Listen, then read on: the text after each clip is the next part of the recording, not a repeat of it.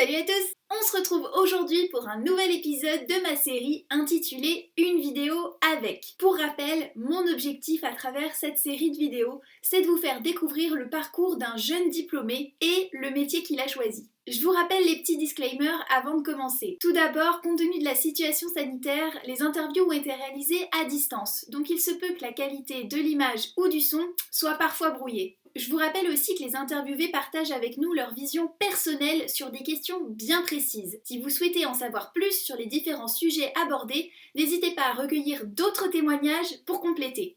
Aujourd'hui, on rencontre Margot. Elle a 24 ans et elle est consultante en management et stratégie. Est-ce que tu peux te présenter brièvement? Bonjour, je m'appelle Margot, j'ai 24 ans et je fais du conseil en management et stratégie.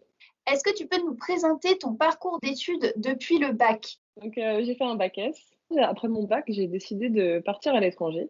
Donc j'avais postulé en Angleterre. Il me manquait plus que quelques notes à valider, mais j'ai eu des petits soucis dans mon dossier. Donc j'ai décidé de faire un an en France en attendant avant de repartir à l'étranger. Mon APB, maintenant Parcoursup, n'était pas vraiment prêt. Donc j'avais pas mis forcément ce que je voulais comme choix. Donc j'ai fait un an de fac en physique-chimie à Paris. C'était intéressant, mais vraiment trop théorique. C'était pas forcément ce qui me convenait personnellement. Donc pendant cette année-là, j'ai commencé à me renseigner sur différents pays, sur différentes formations à l'étranger. C'était mon choix initial. Et je suis partie à Polytechnique Montréal en ingénierie après la première année. Donc j'ai dû recommencer, donc j'ai perdu entre guillemets un an. Mais si jamais une année est perdue, parce que c'est un apprentissage, c'est aussi. Pour moi, il n'y a pas d'erreur, c'est vraiment. J'ai appris des choses, c'est ce que je voulais faire ensuite. Et donc j'ai fait ingénieur industriel, spécialisation à Polytechnique Montréal. Et ensuite, j'ai fait aussi une spé finance. Donc, dernière année, on peut faire de l'ingénierie financière pour justement avoir une ouverture sur d'autres domaines qu'on n'aurait pas forcément dans la formation initiale. Et du coup, pour faire le parcours que tu as choisi, quels sont les prérequis d'entrée? Donc, est-ce qu'il fallait avoir un type de bac particulier? Est-ce que c'était sur concours? Est-ce qu'il fallait avoir un dossier spécifique? Pour Polytechnique Montréal, c'est que sur dossier. Donc, normalement, c'est 13 au bac. Donc, on fait la demande avant le bac. Après, moi, j'ai pu le faire comme j'ai fait un an d'université entre-temps. Ils ont eu mes résultats du bac. Et ça a été suffisant pour que je puisse rentrer automatiquement. Est-ce que tu peux nous expliquer les matières que tu as eues pendant ton parcours en ingénierie? Alors, la première année, c'est une année assez généraliste, un peu une sorte de prépa, mais pas du tout ce qui ressemble à ce qu'on pourrait avoir en France. C'est vraiment une année d'adaptation au niveau du Québec par rapport à leur système à eux. Donc, ça va être beaucoup plus de l'application que de la théorie. Donc, on va D'accord. faire beaucoup de matières qu'on aurait pu avoir au lycée, mais en un peu différentes, des maths, de la physique, informatique, des sciences sociales, pour voir un petit peu même comment s'intégrer au niveau du Québec, tous ces aspects-là. C'est vraiment l'année très généraliste. Et ensuite, pendant 4 ans, on va être spécialisé. Donc, c'est un peu différent aussi de ce qu'on pourrait trouver en France. Donc, moi, en tant qu'ingénieur industriel, mon travail principal, en théorie, c'est d'optimiser tous les processus. Donc, autant, ça va être l'optimisation financière. Donc, pour tout ce qui va être prix de revient, coût de revient. Un ingénieur mécanique va faire le produit, va le designer. Et moi, je dois le produire. Donc, toute la partie qui va être après, donc j'ai eu des cours de qualité, j'ai eu des cours de sécurité, j'ai même fait de la soudure, j'ai fait de la programmation de robots mécanisés justement pour les usines, parce que même si c'est pas moi qui irais le faire, il faut quand même que je sache ce que c'est. Beaucoup de statistiques, parce que mon travail, c'est quand même beaucoup de statistiques. Des maths, pas forcément si poussées que ça, mais quand même, ça reste quand même des maths. C'est un peu comme un ingénieur général, mais en même temps, c'est vachement axé sur l'optimisation. Donc toi, tu as choisi une spécialisation en ingénierie financière, c'est ça? Est-ce qu'il y avait d'autres spécialisations que tu aurais pu choisir? Moi, la finance, ça m'intéressait, plutôt de la finance de marché. Après, il y avait plein d'autres spécialisations la dernière année, notamment une spé personnalisable. Donc, on prend les cours que l'on veut des différents programmes. Donc, ça, c'est un peu à notre guise. On n'a pas du coup de nom sur notre diplôme de spé particulière. C'est juste personnalisé. Il y a des trucs plutôt environnementaux, donc développement durable. On va avoir spécialisation ergonomique pour tout ce qui va être santé-sécurité, spécialisation de mathématiques, modèles de décision, interface humain-ordinateur.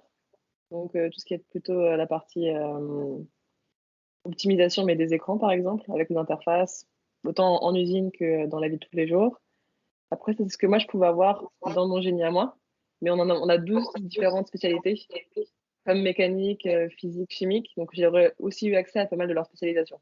Donc, ça peut vraiment être très, très vague. Je peux en avoir 40 ou 50 si vraiment je cherche bien.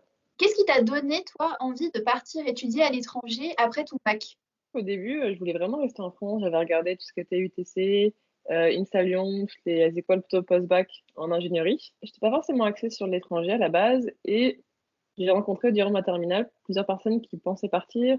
Ma cousine était déjà à l'étranger, ma sœur avait un petit regret de ne pas être partie, entre guillemets. Je me suis dit, ça peut être intéressant et en cherchant les formations, en regardant des forums en ligne, et ça m'intéressait. Donc je me suis dit, bah, de toute façon, je tente. Du coup, t'avais pas un petit peu peur de partir à l'étranger juste après ton bac à 18 ans? Au début, honnêtement, c'est un peu le grand saut. On part sans la famille, on n'a pas forcément d'amis là-bas, faut tout recommencer. Je dirais les 4 premiers mois, c'est les plus durs. On se demande un peu pourquoi je suis partie, la famille me manque, etc.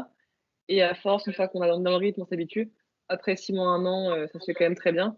Après, moi, je rentrais l'été quand j'avais du temps et à Noël tous les ans pour quand même voir la famille, des amis qui étaient en France. Si je donnerais un conseil, c'est d'être en coloc au début dans les résidences pour justement pas être trop seul et vite comprendre un peu comment ça fonctionne, avoir les bonnes adresses et les bons plans à l'étranger.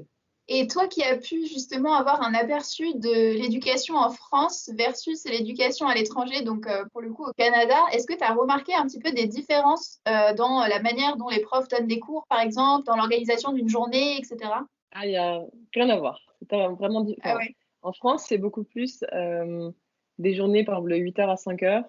Par contre, en dehors, on a moins de travail, 15-20 heures par semaine. Les premières années pour être plus encadré, mais par la suite, on a moins d'heures. Et on a beaucoup de travail à côté, à faire en équipe. Donc moi, j'avais beaucoup de travail d'équipe. Et on est vraiment plus autonome, en fait. Donc on se débrouille. Après, c'est beaucoup plus pratique que ce qu'on pourrait avoir en France. Mais on pourrait aussi dire qu'en France, on va plus dans le détail, plus dans la profondeur que ce qu'on j'ai pu voir au Canada.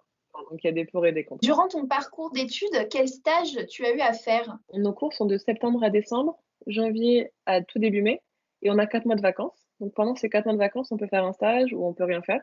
On en a un obligatoire, mais on peut en faire jusqu'à 4 stages durant notre cursus. Donc c'est vraiment un peu au choix. Et moi, j'ai réalisé deux stages durant mon parcours. Un en manufacture dans une grosse boîte de moteurs d'avion. Donc je faisais de la gestion, on avait une équipe de 120 personnes à gérer à 4, et en même temps, je faisais l'optimisation, donc au niveau des processus. Et après, j'ai fait un stage en conseil dans une startup avec des anciens VP de grandes boîtes, plutôt en procurement et achats. Notamment améliorer les achats parce que souvent il y a plein de choses qui sont pas consolidées dans les entreprises. Donc par exemple, on va avoir tout ce qui va être... des fois, ils ont beaucoup de fournisseurs. Donc ça peut être les recentrer, les diminuer pour avoir moins d'achats, moins de papier, moins de commandes par mois. Ça peut être aussi voir pour délocaliser, relocaliser différents produits. Regarder, faire du benchmark. Ce qu'on appelle du benchmark, ça va être, on va regarder la concurrence, ce qu'elle fait, etc., comment on peut améliorer nos processus. Donc du coup, toi, tu as choisi après ton diplôme de t'orienter vers le conseil. Est-ce que tu peux nous expliquer un petit peu plus ce que c'est ce métier? Puis, il y a plein d'industries qui m'intéressent, autant l'aéronautique que pharmaceutique, que les grandes banques. Donc je me suis dit, dans quel domaine je pourrais un peu voir de tout, pouvoir avoir de l'expérience dans différents domaines, voir un peu ce qui me plaît moins. Et le conseil m'est apparu entre guillemets. Ma sœur est aussi consultante, donc elle m'a un peu parlé de ce qu'elle faisait. En conseil, on a vraiment deux grands types d'objectifs, entre guillemets. Donc surtout réaliser des missions. Donc c'est avec des clients, donc ça peut être des grandes compagnies, de tous les types qu'on peut avoir dans la vie de tous les jours. Donc eux, c'est vraiment, on va les aider, ils ont un problème. Et notre but, c'est de les aider à répondre à ce problème-là. Donc, en faisant des analyses, en préparant du support pour présenter, en voyant avec le client ses demandes, ses requêtes, etc. Et il y a une partie à côté qui va être aussi plutôt commerciale.